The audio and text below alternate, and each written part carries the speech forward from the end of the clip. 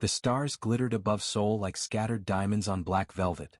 Yet, in the void between them, a shadow had emerged, one that even the brightest human minds had never imagined. From the depths of interstellar space, the fleet of the Zirathi Empire advanced. Ships of living metal, enormous as mountains, with edges that cut through the cosmos like knives, approached silently. On Earth, alarms shattered the quiet of night. Cities across the globe lit up as the International Defense Council activated its emergency protocols. Massive screens in the command centers displayed the incoming fleet. Humans stared at them, a mixture of awe and fear reflected in their eyes. These were no ordinary aliens. They were the Zirathi, a species older than human history itself, whose empire spanned hundreds of galaxies. Every star they touched bent to their will. "Report," demanded Admiral Sato, standing rigid in the command bridge of the orbital station above Mars. "Admiral," said Lieutenant Kiran, her voice steady despite the terror in her eyes, "our sensors confirm 79 Zirathi capital ships, 25 dreadnoughts and hundreds of strike carriers. They are heading directly for Sol. They're not testing us. They're attacking." Sato's jaw tightened. Underestimated us, did they? Let's see how that works out for them. Humans had always been underestimated. Other species mocked their small, fragile planets and primitive weapons. But humans were survivors. Humans adapted. Humans learned. And humans planned. Meanwhile, in the command chamber aboard the lead Zirathi dreadnought, the High Commander Zirax observed the blue planet with a cold alien smile. His voice resonated through the chamber like a chorus of thunder. "They believe their defenses can withstand us," he hissed. "They do not understand. They are nothing." Zirax tapped a crystalline panel, and Zirathi warriors sprang into motion. Energy pulses lit the ship's hulls. Fleets moved with synchronized precision, encircling the inner planets. Back on Earth, humanity's leaders convened in the United Nations Orbital Council. President Elena Torres spoke, her voice firm, echoing through the chamber. "They think we're weak. That they can strike first and wipe us out. They don't know humans. They've never fought humans. We have one chance. One opportunity to show them what we're capable of. Our survival depends on every mind, every ship, every decision. We will not just defend Sol, we will make the galaxy rethink us." In orbital hangars, engineers worked frantically. Ships were retrofitted with experimental weapons, quantum torpedoes, electromagnetic pulse cannons, and stealth fields that could bend light itself. Humans were pushing technology to its limits, designing devices no Zirathi had ever seen. Meanwhile, spies and hackers, Earth's unseen warriors, infiltrated Zirathi networks. Even the Empire's vast intelligence grid was not immune to human cunning. Hidden inside enemy communication channels, humans learned the patterns of Zirathi attacks, the weak points in their formation, the flaws in their strategy. 2 hours before the first strike, Earth's planetary defense network activated. Space became alive with blinking lights, energy shields, and warships of all sizes launching in formation. The humans didn't have the numbers of the Zirathi. They didn't have centuries of experience. But they had something else: ingenuity. The first clash occurred near the asteroid belt between Mars and Jupiter. Zirathi carriers unleashed waves of drones. Swarms of metallic death rushed toward the human fleet. But humans responded with coordinated electromagnetic pulses. The drones froze mid-flight, then fell apart like shattered glass. Admiral Sato's voice crackled through comms. "Hold the line. Do not let them breach the inner solar orbit. Remember, humans never give up." Above the chaos, in orbit over Venus, Lieutenant Kiran piloted the stealth cruiser Aegis. Her ship darted through asteroid fields, dodging energy blasts, and fired microtorpedoes that wormed through Zirathi shields. The enemy's dreadnought exploded, sending a shockwave that lit the darkness like a second sun. Zirax bellowed, disbelief etched into his alien features. "Impossible. How can this species fight like this?" Back on Earth, President Torres watched the news feeds. She turned to her advisors. "They're learning. They're adapting. That is humanity's greatest weapon. We don't just survive, we evolve in the moment of battle." In the span of a few hours, humanity had turned the first shock into a counterattack. The Zirathi fleet, confident and arrogant, began to hesitate. A crack appeared in their coordinated precision, their centuries of dominance shaken by creatures they believed were primitive. Yet the humans knew this was only the beginning. The Empire would not retreat easily. And the war for Sol, and for humanity's place in the galaxy, was about to escalate beyond imagination. As night fell over Earth, a silent tension filled the skies. Humans stood ready, their hearts beating in unison with the rhythm of the universe. They had been underestimated once. They would never be underestimated again. And in the shadows of the stars, the first whispers of a terrifying truth spread among the Zirathi. Humanity was not just strong. Humanity was dangerous. The solar system had become a battlefield. From Mercury's scorched plains to the icy rings of Saturn, humans and Zirathi clashed in a deadly ballet. But the war was no longer one-sided. The Zirathi, who had expected easy conquest, were encountering resistance unlike anything they had faced in millennia. Admiral Sato hovered over the tactical display aboard the orbital command station. Blue dots marked human ships, red represented the invading fleet. Yet the red was thinning, ships destroyed, carriers crippled, dreadnoughts vanishing in streaks of fire. "Admiral," Kieran's voice came over the comms, calm despite the chaos, "we've intercepted a Zirathi communications hub near the Kuiper Belt. We've decrypted some of their orders. They don't know how to respond to our tactics." Sato's eyes narrowed. "Then let's make sure they never do. Prepare the first counterstrike." The humans had devised something terrifying, not just weapons but strategies that the Zirathi had never imagined.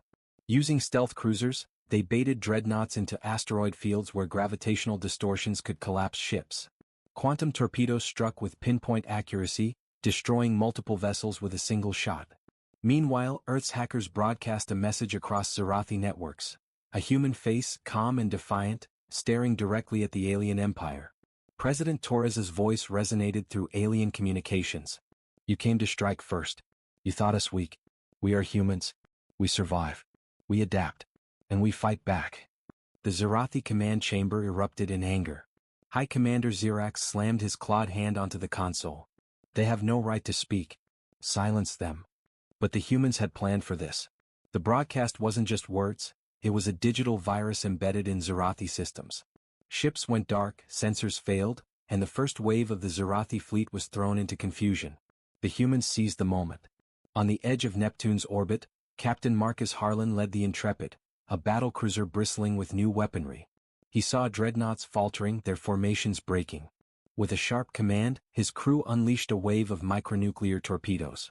The explosion lit the void, creating a brief aurora across Neptune's clouds, turning the cold darkness into fire. Xerax's fury was matched only by disbelief. How can these creatures think so fast? How can they strike with such precision? They have no centuries of experience, yet they are everywhere at once. Back on Earth, President Torres and her council were already preparing the next move. "The Zirathi will retaliate," she said. "And when they do, they'll expect humans to falter. That's when we show them what it truly means to be human." Meanwhile, on a small moon orbiting Saturn, a human commando unit executed Operation Shadowfang. Tiny ships, almost invisible against the black of space, infiltrated Zirathi supply lines. They planted charges, hijacked fuel reserves, and left behind only chaos. By the time Zirathi patrols discovered the damage, the humans were gone. Each strike made the Empire bleed more than humans had in centuries. Across the galaxy, word of the human counterstrike spread. Even neutral species, traders, diplomats, and minor empires, watched in stunned silence. They had believed humans weak. Now, reports of their strategic brilliance, cunning tactics, and relentless courage began to reach every corner of known space. In the Zirathi fleet, cracks formed. Officers whispered to one another in fear. Xerax roared at them, "Do not let fear weaken you. Fight or die." But the whispers persisted. Even the strongest warriors could not ignore what they were witnessing. Humans were no ordinary species. Kieran piloted the Aegis alongside a squadron of human fighters. Asteroids whizzed past as she dodged energy blasts, weaving through the battlefield with impossible agility. "They're learning our moves," she reported. "But we're learning faster. We can anticipate them." Sato's fingers danced over the command panel. "Deploy the next phase. Human ingenuity isn't just about firepower, it's about strategy, unpredictability. Let's show them our apex ability." At the heart of the human plan was the unthinkable, using the solar system itself as a weapon. Artificial magnetic fields redirected asteroid paths, forcing Zirathi ships into natural collisions. Radiation bursts from the sun were amplified with massive satellites, temporarily blinding enemy sensors. Every move combined intellect, technology, and audacity. Humans didn't just fight, they turned the battlefield into an extension of themselves. By the end of the day, the Zirathi fleet had suffered devastating losses.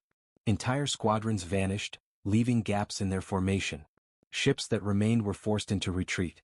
Yet Xerax refused to give up. "This is only the beginning," he hissed. "We will crush them. We will show the galaxy the power of the Xerathi Empire." But across the void, the humans were already moving faster than the aliens could imagine. They had tasted victory, and the first counterstrike was only a warning. Humanity had revealed its cunning, its adaptability, and its terrifying potential. And in every corner of the galaxy, one thought began to spread. If humans could fight like this with only a fraction of their power revealed, what might they do if fully unleashed? The answer would terrify the Xerathi. The Xerathi Empire reeled from the human counterstrike. Their pride wounded, their fleet shattered, the High Commander Xerax summoned his council aboard the Citadel, an orbiting fortress above the scorched planet Clythar. The chamber pulsed with dark energy, a reflection of the anger and fear coursing through the Xerathi elite. "They are a disease," Xerax growled, his voice echoing against crystalline walls. "Every time we strike, they adapt. Every trap we set, they turn against us. They are not just survivors, they are predators." A junior admiral dared speak. "High Commander, perhaps we underestimate them. They are learning at a rate faster than any species we have conquered." Xerax's claws snapped against the console. "Silence. They are humans. Primitive, fragile, but I will not underestimate them again. Prepare the fleet. We strike deeper. We will show them no mercy." Meanwhile, humanity did not wait for Xerathi retaliation.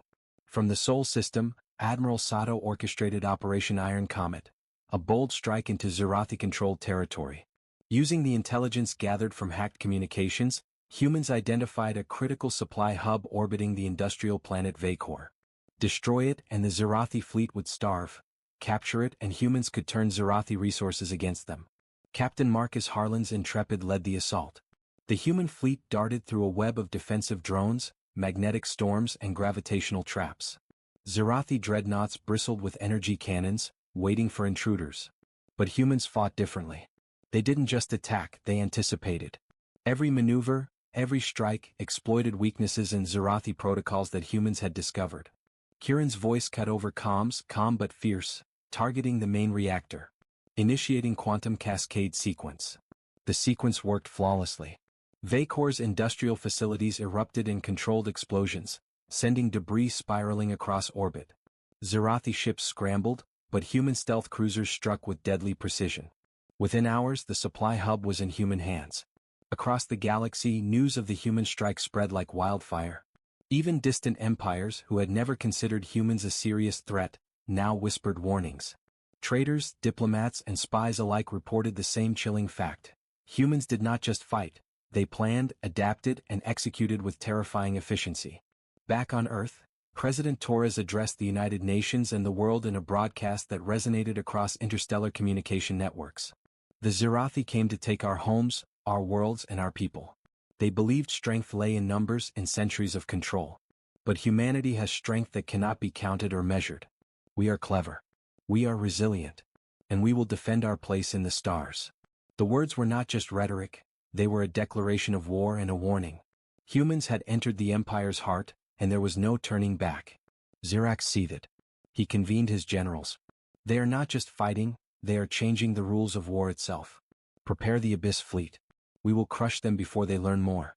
We will make humans regret ever leaving their fragile system." But humans were already moving faster than the Xerathi could react. Using captured Xerathi ships, engineers retrofitted them with human technology. Faster engines, stealth fields, and weapons that combined both human ingenuity and alien design. A single human squadron could now infiltrate deep into enemy territory without detection. In the midst of these operations, human diplomacy played a quiet but deadly role. Neutral species, previously loyal to the Xerathi for fear or convenience, began quietly supplying humans with intelligence, fuel, and star maps. Human ambassadors spoke with calm authority, negotiating alliances not with fear but with respect and clarity. On the edge of Xerathi space, a squadron of human stealth fighters launched a raid on a communications relay, cutting off reinforcements to the front lines. Captain Harlan's crew moved like shadows, striking with precision and disappearing before detection. "They think they can trap us," Harlan said, eyes fixed on the radar display. "But humans don't get trapped. We find the path that no one else sees."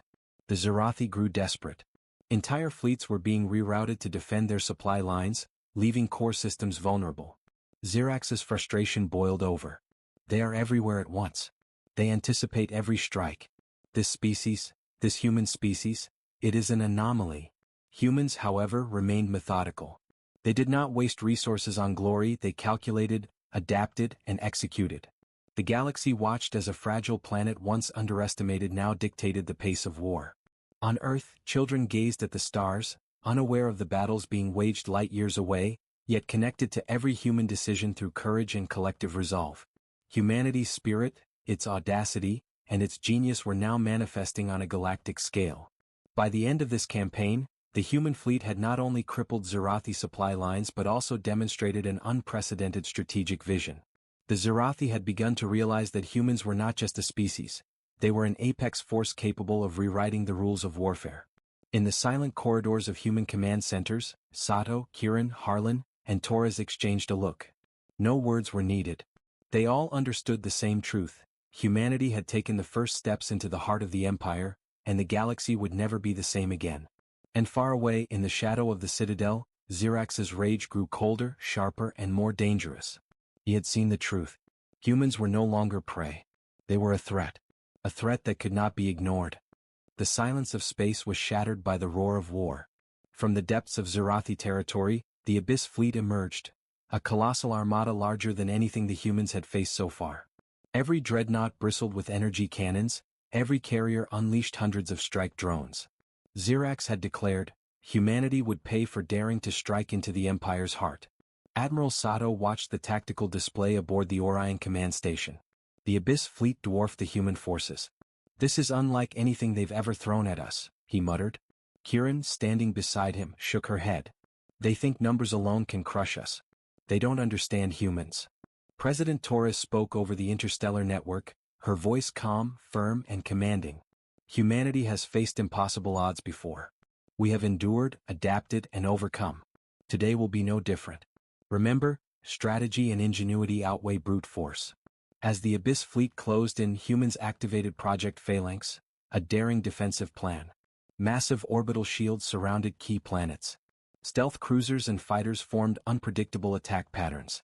And the human fleet unleashed the first of its secret weapons, the gravimetric mines. These were no ordinary mines.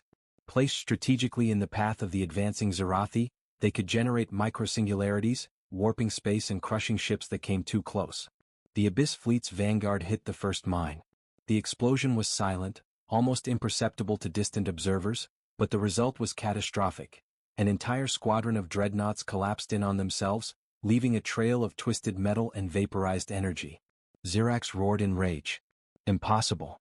How can they strike without firing a shot? They are unnatural. Meanwhile, human stealth squads executed Operation Iron Veil. Tiny ships infiltrated the Abyss fleet from blind spots undetectable by even Xerathi sensors. They sabotaged engines, disabled weapons, and transmitted false tactical data back to enemy command. Dreadnoughts began to fire on each other, confused by phantom orders. Chaos rippled through the Xerathi formation. Captain Marcus Harlan piloted the Intrepid through the thick of battle, weaving through lasers and plasma torrents with inhuman precision. "Fire the pulse cannons," he shouted. Torpedoes tore through the enemy's ships, and the human fleet pressed the advantage. Every maneuver, every strike was designed to exploit the Xerathi arrogance. Their belief that humans could be beaten by sheer numbers alone. Back on Earth, President Torres monitored the fight with a mix of pride and tension. "Remember," she told the Command Council, "we are not just fighting for survival. We are rewriting what it means to be human in the galaxy's eyes. Let them fear us." The Xerathi were forced into retreat. Yet Xerax would not surrender. He ordered the deployment of the Leviathan, a living warship of unimaginable size and firepower. Its biomechanical hull glimmered with energy, and its presence alone caused smaller human ships to tremble under the gravitational waves it generated. "Focus everything on the Leviathan," Xerax commanded. "Crush it and the humans will crumble with it." But humans had anticipated this. Using captured Xerathi schematics, engineers discovered weak points in the Leviathan's organic armor. Admiral Sato directed a coordinated strike. Stealth fighters fired precision torpedoes at vital conduits while human cruisers distracted the beast with energy volleys. The Leviathan howled in agony as microsingularity charges detonated inside its hull, tearing it apart from within. The Abyss fleet faltered. Xerax's fury turned into disbelief. Humans, mere mortals in his eyes, had defeated his ultimate weapon. This cannot be. They are not just clever. They are apex predators. Human victory came at a cost. Several cruisers were destroyed and countless brave pilots had fallen. Yet their strategy had succeeded. The Xerathi fleet was broken, their advance halted, and their morale shattered. Humanity had turned defense into an unstoppable counteroffensive. In the aftermath, neutral species reached out cautiously to human diplomats. Traders, who once ignored Earth as a minor system, now offered resources. Minor empires, who had feared Xerathi retaliation, began quietly signaling willingness to cooperate. Humanity's reputation was growing, no longer underestimated, no longer ignored. Kieran looked at Sato aboard the command station. They believed in numbers and terror. We believed in intellect and adaptability. That's why we won. Sato nodded. This is only the beginning. The Xerathi will regroup. They will return with more fleets. But they will never forget what humans are capable of. And neither will the galaxy. President Torres addressed the world, her message broadcast across light years. Today we defended not just our planet but our very right to exist. Humanity has shown the galaxy that we are not weak, we are not insignificant, and we are not to be underestimated. The stars themselves will remember this day. The humans had survived the first true test. The Xerathi Empire had struck, expecting easy victory. Humanity had responded, with intelligence, ingenuity, and terrifying precision. The galaxy had begun to take notice. And deep within Xerathi territory, a chilling realization spread through the ranks. The humans were no ordinary species. They were a force that could not be contained, a predator unlike any the galaxy had seen before. For the first time in centuries, fear touched the heart of the Xerathi Empire. The Xerathi Empire reeled from its humiliating defeat. Their fleets were scattered, supply lines in ruins, and morale shattered. Yet, High Commander Xerax refused to admit that humans could be more than a minor nuisance. He underestimated them, one final mistake. Meanwhile, humanity's leadership prepared the boldest move yet, Operation Starbreaker. The goal was audacious, to strike directly into Xerathi-controlled space, targeting the planet Xerath Prime, the very heart of the Empire. Success would destabilize the Xerathi from within. Failure would mean annihilation. Admiral Sato addressed his fleet aboard the Orion command station. The Empire believes their walls are impenetrable. They are wrong. Every advantage we have learned, every strategy we have developed, we will use now. Today humanity shows its true face to the galaxy. Captain Marcus Harlan led the strike force, piloting the Intrepid through a narrow warp corridor that Xerathi sensors could not monitor. Behind him, human fleets moved with terrifying coordination, exploiting every blind spot. Stealth cruisers disabled enemy communications while human engineers infiltrated Xerathi control hubs with precision hacking, turning their own ships against them. In orbit above Xerath Prime, the humans revealed a shocking tactic. Massive asteroid clusters, redirected using human-engineered gravitic thrusters, rained down onto orbital defense platforms. Energy shields strained under the assault, then cracked. Human torpedoes penetrated weakened hulls, igniting catastrophic chain reactions. Xerax, observing from the Citadel, could hardly comprehend what he saw. Impossible, he bellowed. How can they move so fast, strike with such precision? They are rewriting war. On the planet's surface, humans deployed advanced ground forces. Exosuits, armed with rail cannons and adaptive shielding, struck Xerathi cities, disabling defense systems. Unlike previous conflicts where aliens relied on overwhelming strength, humans exploited intelligence, strategy, and adaptability. Cities fell, but civilians were spared whenever possible, demonstrating a calculated humanity that even alien observers could not ignore. Simultaneously, human diplomacy worked in tandem with military strikes. Envoys broadcast messages to Xerathi-controlled sectors. Join us or face annihilation. Resistance is futile, but cooperation ensures survival. Many minor systems, tired of Xerathi oppression, quietly shifted allegiance. Humanity was winning not just battles, but the hearts of those once subjugated. Inside the Citadel, Xerax's fury reached a breaking point. He ordered the deployment of the Shadow Legion, elite biomechanical warriors capable of devastating entire fleets. Yet humans anticipated this. Using intelligence gathered from intercepted communications, stealth cruisers ambushed the Legion mid-jump, turning Xerax's ultimate weapon into a trap of his own making. On the command bridge of the Orion, Sato watched the battlefield with grim satisfaction. They always expect fear to guide our decisions, he said. But humans fight with reason, with creativity, and with courage. That is something no empire can fully anticipate.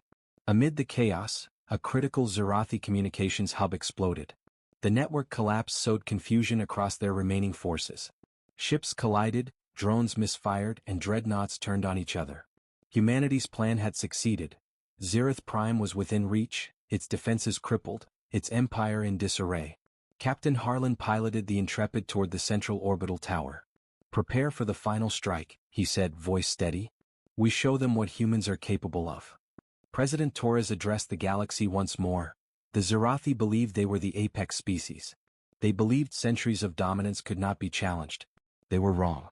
Humanity has survived the impossible, adapted faster than any enemy could predict, and overcome overwhelming odds. Today we take our place in the stars, not as subjects, not as pawns, but as equals and perhaps as something more. The humans deployed the Omega Pulse, a weapon designed not to destroy planets, but to disable entire fleets through electromagnetic disruption. Zerathi dreadnoughts powered down, their systems fried in seconds.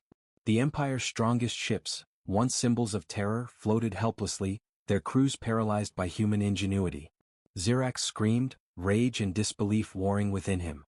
"No, this cannot be. They are perfect, they are unstoppable."